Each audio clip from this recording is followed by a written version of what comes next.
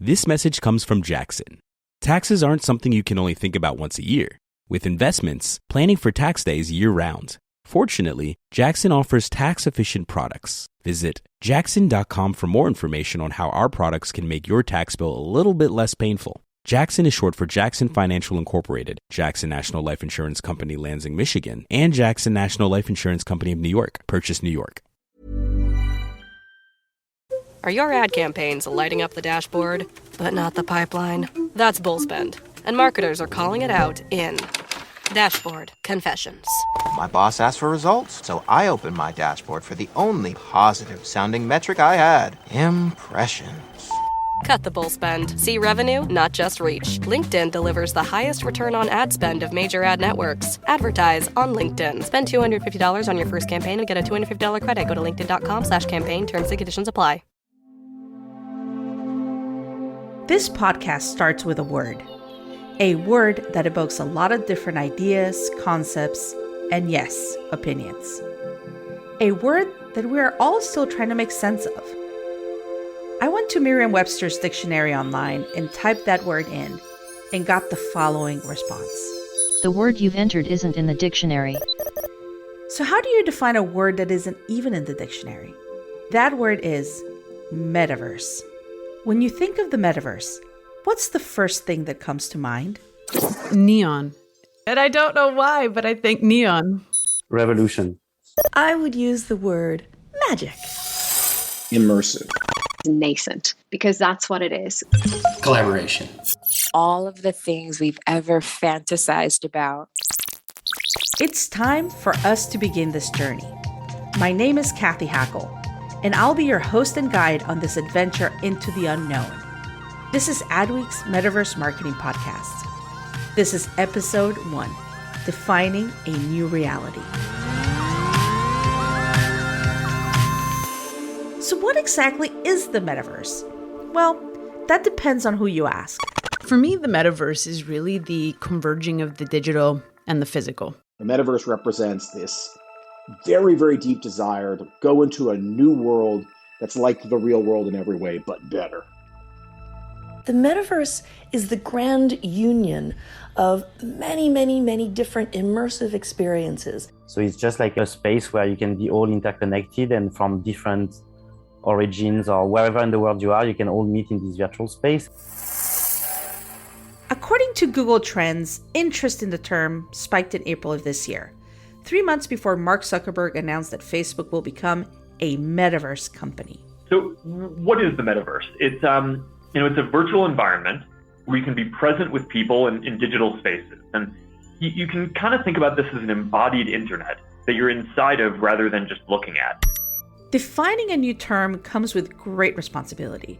And with great responsibility comes great confusion and some chaos. You have to go to the Unity conference call the first quarter, which really explains what the metaverse is, which is the idea that you're looking at basically, you can be an Oculus, whatever, and you say, I like the way that person looks in that shirt. I want to order that shirt. In my daily work, I'm tapped by many luxury beauty and fashion brands to help them with virtual worlds, virtual fashion, NFTs, and even their long-term metaverse strategies. While I can't publicly share everyone I've worked with, you have definitely seen my work in some of the biggest digital fashion headlines of the last few months. When I start working with a new client, I always start from zero. And when I outline the metaverse to them, it starts something like this. In Web 1.0, we had the internet, which connected us to information at unprecedented speeds and scale. Web 2.0 connected people through the internet, which gave us social media platforms like Facebook, Twitter, LinkedIn, TikTok. Web 3.0 is about connecting people, places, and things. Sometimes these people, places, and things can be fully virtual or synthetic, while at other times, they can be in the physical world with a level of augmentation. My fellow metaverse pioneer, Matthew Ball, explains how when Web 1.0 was just emerging, we were all trying to use words to describe things that didn't exist. At that time, the internet was called the information superhighway. Now, when was the last time you logged onto the internet and said, I'm getting on the information superhighway? Probably never. We're currently at the end of Web 2.0, and at the beginning of Web 3.0. And as Lindsay McInerney, Global Head of Technology and Innovation at AB InBev shares, we've been here before. What's going on right now very much mirrors what we saw in the early days of social media, where, there was that stage of denial. We write press releases. We don't need to tweet. We don't need to write Facebook posts. And then, it was okay, like put the intern on the social media stuff, right? And then became social teams, where there was a dedicated group, often of young individuals starting to work on the social media things for brands. And now what you see is that it's just embedded into the duty of every marketer, that they understand that social is part of how you market as a brand. And it's very likely that this goes in a really similar way. We're trying to use the language of today to describe the future, which is always a challenge. But as a tech futurist, that's part of my job. So I asked our interviewees to share their thoughts in hopes of finding some common ground. What I found was some agreement, but some areas of difference as well. I think of the metaverse having kind of three components to it. That's Craig Donato, the Chief Business Officer at Roblox, an experienced company that has been around since 2006, but spiked in popularity during the pandemic. As a side note, the pandemic isn't just the backdrop to the metaverse, it really is a central character. COVID-19 and social distancing mandates accelerated the adoption of digital culture in unprecedented ways. If ever there was a collective, agreed-upon virtual world, Roblox would be it. Just ask any parent with a child under the age of 16. The first is the nature of the experiences. And I think of a metaverse having experiences that are, number one, immersive, such that your mind's eye is taken into the experience, right? And this is, I think, very common for people playing games, right? You're transported within this digital experience. And the second is that the experiences are fundamentally social. You're doing them with other people. So there's the type of experience, immersive and social. The second is all of these experiences exist within this universe that is expansive and always changing, right? So there's all these different places that I can go, and I can frictionlessly jump from one to the other. And the third piece is that amongst all of these experiences in this universe, there's this shared fabric that spans all of these experiences. And that includes a common identity, right? You have a unique identity and persona in this metaverse. There's a social graph, so you have friends that you can go from experience to experience with. There's an economy, so that you can buy, sell things, even have a career. And there's some notion of safety and civility, some sort of infrastructure that makes sure that rules are followed, that people act in a productive way. So I think that when I think of the metaverse, I think of those three components: the nature of the experience, the container for all those experiences, the universe with which they exist, and the shared fabric that brings them all together. Craig's description of the metaverse as immersive, social, and contained in a universe makes it sound like Fortnite or Upload VR could be the metaverse. But Jamie Burke insists there's one metaverse. He's the CEO and founder of Outlier Ventures, an accelerator that is quickly becoming the Y Combinator for the metaverse. Yeah, so I think for me, there are two important points. And beyond that, I think it's open for interpretation. So the two important points for me are, firstly, that it is singular. There is one metaverse. For it to be the metaverse, it needs to be meta to all verses. And so there may be many verses, instances of the metaverse, but there is one metaverse. The second thing is that for me, you can think of the metaverse as this convergence of hardware and software, innovations and technologies that blur the physical and the virtual or the digital and make them indistinguishable from one another. Actually, I'm not too fussy which technologies, so I don't believe that everything has to be fully immersive VR. I don't believe that we need ubiquitous AR. I would argue that the metaverse already exists. It's perhaps just, you might say, in 2D or, kind of not fully immersive. This is the part where it gets confusing. Are there many metaverses or just one? Does it already exist today or not? For Alice Delahunt, Chief Digital Officer and Chief Content Officer at Ralph Lauren, now is the time to build. We are in the nascent stages of something that will have impact and ramifications far beyond what I truly believe any of us can imagine at the moment. It is an incredible time to witness, an incredible time to build, to create, and to be a part of. But for me, right now, the metaverse is nascent. Certainly, science fiction has groomed us to think about the metaverse. In fact, the term was coined by sci-fi writer Neal Stephenson in his 1992 novel, Snow Crash. I was lucky enough to work at Magic Leap, where Neal was our chief futurist. Then, there was the oasis in Ernest Cline's 2011 book, Ready Player One, which was later adapted as a movie by Steven Spielberg. I was lucky enough to be at HTC Vive as a VR evangelist during the company's partnership with Spielberg's film. Both Snow Crash and Ready Player One present the idea of the metaverse as an escape from reality. But does it have to be an escape, or can it be more than that? I think the metaverse is probably best understood as two different things, which is not a great way to start a definition, but here it goes. On the one hand, the metaverse is a word that we're all using for the very, very long-term human aspiration to be able to enter a completely imaginary world. That's Jonathan Glick, former New York Times Senior Vice President of Product and Technology. In addition to being an internet veteran and digital culture expert in his own right, Glick is also working with Matthew Ball. Glick says our desire to escape reality is ancient, probably prehistoric inclination. Human beings, after all, began imagining themselves in an enchanted world where everything around them was alive and spoke, the rocks, the trees, the sky, and so on. And we lost that enchantment in the modern period. And at that point, divided the world between sort of fact and fiction, between science and imagination or art. In a really very real sense, I consider the metaverse the aspiration to rejoin those two sides, right? To be able to go back into a world where things are alive and anything's possible and stories come to life and essentially regain the enchantment that we lost in modern times. So that's one half of it. The metaverse represents this very, very deep desire to go into a new world that's like the real world in every way, but better, where we're powerful or free or whatever else. That's one piece. The second piece is, with an eye towards that very, very long-term aspiration, the set of technologies that approximate that vision, right?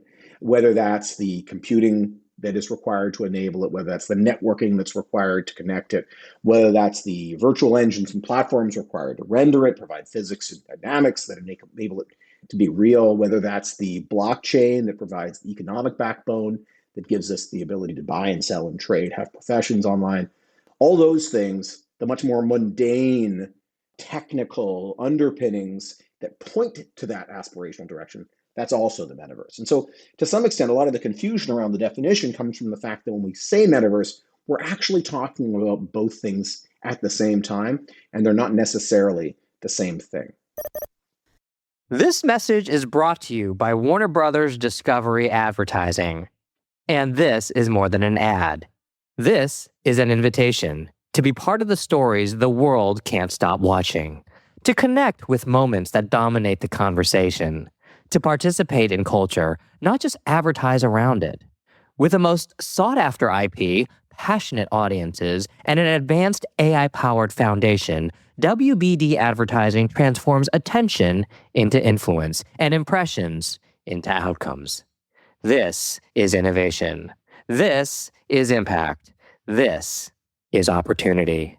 This is Warner Brothers Discovery Advertising. Visit advertising.wbd.com to learn more. Are your ad campaigns lighting up the dashboard, but not the pipeline? That's bullspend, and marketers are calling it out in Dashboard Confessions. My boss asked for results, so I opened my dashboard for the only positive-sounding metric I had: impressions. Cut the bull spend. See revenue, not just reach. LinkedIn delivers the highest return on ad spend of major ad networks. Advertise on LinkedIn. Spend $250 on your first campaign and get a $250 credit. Go to linkedin.com/campaign. Terms and conditions apply. The metaverse is different from the hardware we use to enter it. Just the same as the internet isn't the same thing as a computer, or social media isn't the same thing as a smartphone. But let's talk about the underlying technology for a moment. Because even though it's not the same thing as the metaverse, it's important to understand how we get there. When most people think of the metaverse, they think of virtual reality or VR. Shiny headsets like those produced by Oculus have become less heavy and cheaper over the years. The graphics have improved, and so has the latency. But is strapping on a headset and entering an oasis the only way to enter the metaverse? VR is an entry point and one of the enabling technologies, but it's not the only one. Things like VR, AR, you've got 5G, where the internet and everything's just getting faster. Computing power is getting faster. No surprise to anybody who's done anything digital in the past 18 months, but the pandemic has poured gasoline on anything and everything digital. And what we saw through this is that people were not only just spending more time online, but spending time in these new worlds that were also emerging, at this point in time. That was Lindsay McInerney once again. What about augmented reality? For Delahunt, it plays an important role in the convergence of our physical and digital lives. I believe that augmented reality will have a major impact on the space and will be the catalyst for that relationship to grow. So augmented reality is very interesting because it's like the extra augmented layer you can have on the real world. That's Benoit Pagodo, co-founder of Artifact Studios. They're a metaverse-born brand and studio that designs virtual sneakers and collectibles. Artifact has crushed records with the fashion world taking notice, especially after their ferocious sneaker NFT collaboration drop that generated $3 million.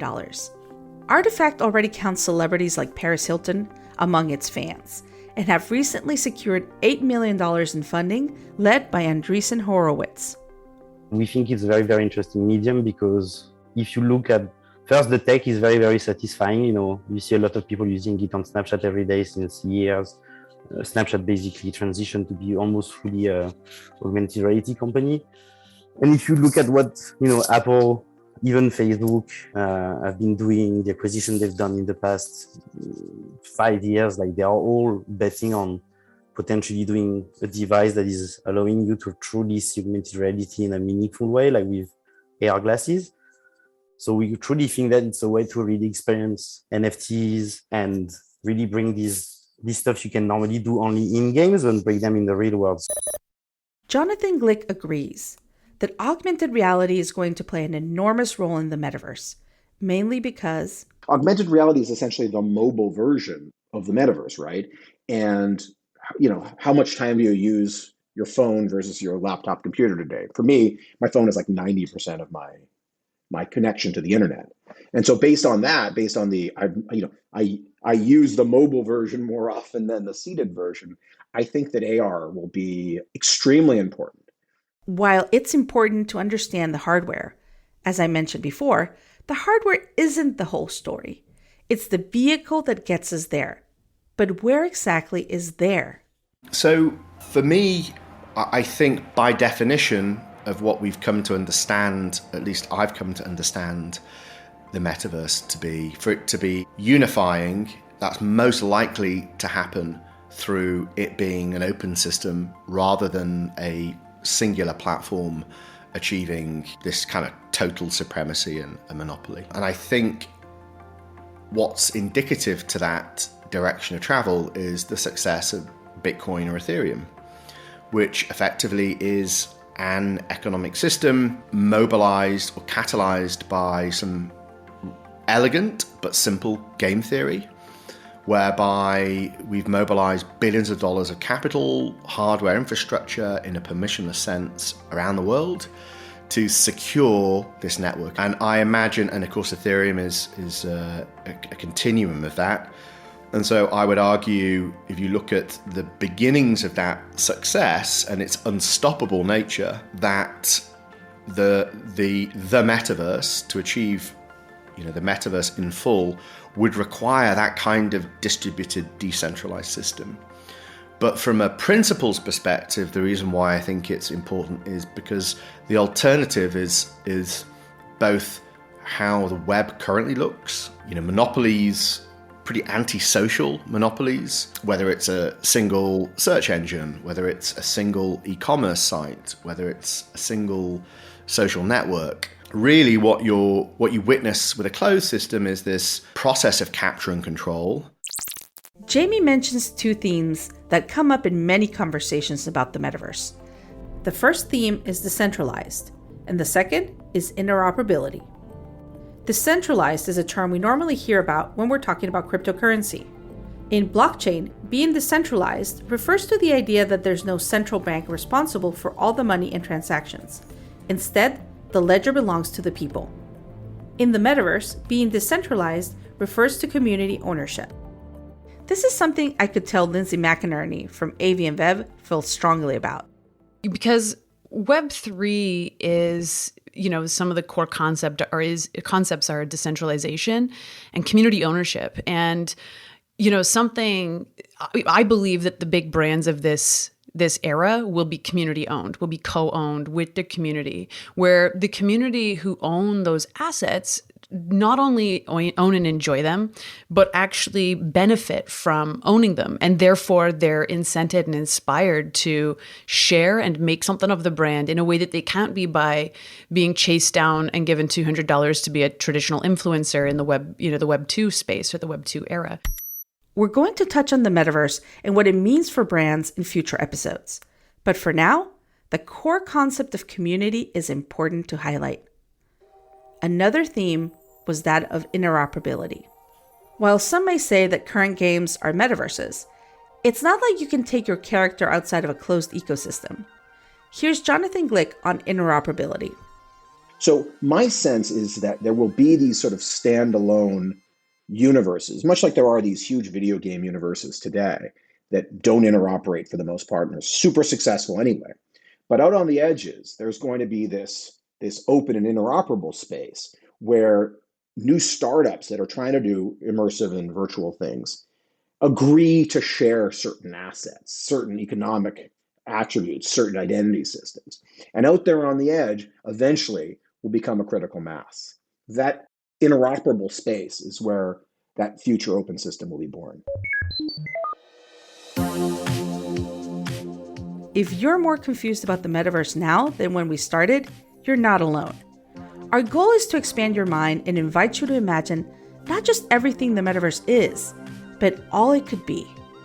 And perhaps the most important thing is to let you know that it's being created right now, before our very eyes. And you too can be a part of the future of Web 3.0 and beyond. I tend to have a positive outlook about where this is all heading, and I'm not alone. We're pioneers. Yeah, it's a great time. It's an amazing time. I think I've said this before to you, but I've never been so excited about the future of the internet. The Metaverse Marketing Podcast was brought to you by Adweek. It's hosted by me, Kathy Hackle, and edited by Divergent Productions. Amanda Costco is our executive producer, and Nick Gardner is Adweek's production director. If you're listening to us on a podcasting app, you already know how to get your podcast, so please subscribe to this one. If you're on Adweek's website, consider subscribing to the podcast by searching Metaverse Marketing in Apple Podcasts, Spotify, or wherever the best audio is found. If you have any questions or feedback, you can send an email to podcast@adweek.com. Tune in next week for episode 2 of 8 as we continue to go down the metaverse rabbit hole and explore the future. You're listening to Adweek's Metaverse Marketing Podcast, hosted by Kathy Hackle. Thanks so much for tuning in, and we'll see you in the metaverse.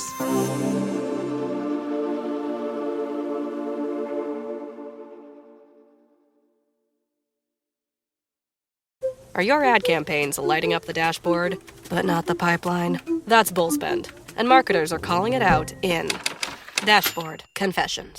My boss asked for results, so I opened my dashboard for the only positive-sounding metric I had: impressions. Cut the bull spend. See revenue, not just reach. LinkedIn delivers the highest return on ad spend of major ad networks. Advertise on LinkedIn. Spend $250 on your first campaign and get a $250 credit. Go to linkedin.com/campaign. Terms and conditions apply.